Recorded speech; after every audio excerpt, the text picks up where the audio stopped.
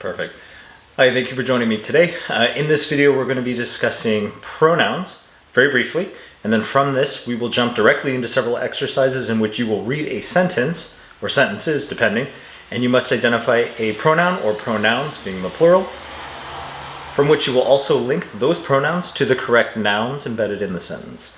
And very briefly, as I mentioned, we're going to go ahead and discuss what a pronoun is, which on your screen notes that it is a word used to replace or substitute a noun in a sentence, which helps to avoid redundancy when writing or speaking, meaning you're not repeating the name of an object or of a place or of a person, which can be very taxing not only to you but to the reader or the listener. An example would be my own name, Stephen sat in his car, rather than saying Stephen sat in Stephen's car. Speaking in third person, very rough, very repetitive, not pleasant. Instead, we have Stephen sat in his being the possessive masculine form, pronoun for Stephen in that sentence. His is the pronoun, refers to Stephen, the proper noun. I will also add that in English, really no other parts of this language is considered, is gendered, much in the same way as you would have gendered languages in many of the Romance languages or Latin-based languages. Spanish in particular, a lot of words which are spoken by both men and women, but still they're assigned a gender. So some are feminine, which is female, which is woman, and then you have male words, which are masculine or men.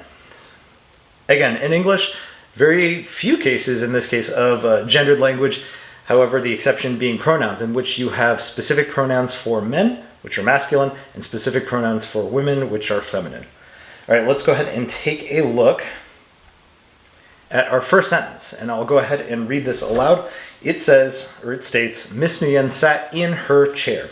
It was very comfortable. It was very comfortable. All right, go ahead and please identify any pronouns that you can find, and from there, link it to the correct noun. Resume when you're ready. Or I should say pause and then resume when you're ready. Oops, so I don't break all my stuff. Okie dokie. I think we're about ready. All right, let's go ahead and take a look. Here we have Miss Nguyen being our subject pronoun. It's also our noun, so we'll just link it as a noun. Although I will add subject, just abbreviate that right there. So that's our subject pronoun.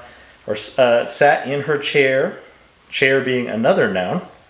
That's going to be actually the object of sat. So she sat in her chair. It was very comfortable. So here I see a few different pronouns, one of which is her. Oops, if I can get this pen to work. There we go. I have the word her and I have the word it. Her, hopefully you identified, was a pronoun that is linked to Miss Nguyen, our subject pronoun, and it is not referring to Miss Nguyen because it is an object pronoun, so you wouldn't refer to a human being as it.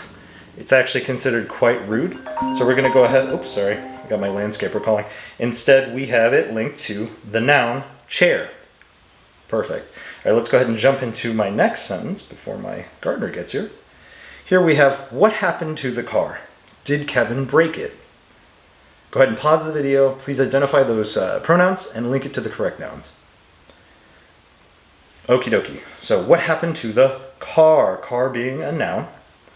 Did Kevin, that's our proper noun, break it? I'm not seeing too many other pronouns apart from it.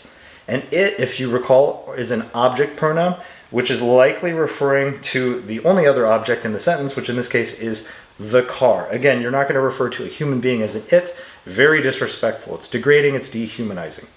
So you try not to do it unless your intention is to be cruel or rude or whatever. Okie dokie. Let's go ahead and move down. All right, here we have Kevin and Andrew were late for Mr. Mata's class.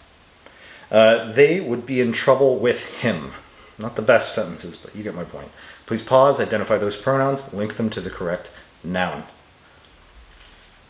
All right, here we have both Kevin and Andrew, both proper nouns. Well, they were late for Mr. Mata's class. So this is the possessive form of Mr. Mata. This is Mr. Mata, so it's possessive for the word class. It's his class. They is a pronoun, a collective pronoun, a plural pronoun, would be in trouble with him. So I've got two different pronouns here. I've got the masculine and I've got a plural or group pronoun here, so they and him. Well, they is likely referring to the only plurals in the bunch, which is going to be Kevin and Andrew, because they are the ones who are going to be in trouble with him. Well, who is he in this case? Well, it's Mr. Mata. How dare they? Always be punctual. Good habit. Okay, let's go ahead and move to our last exercise. Here we have the cat ran up Kevin's stairwell. He ran furiously. Go ahead and pause, identify those pronouns, and please resume when ready.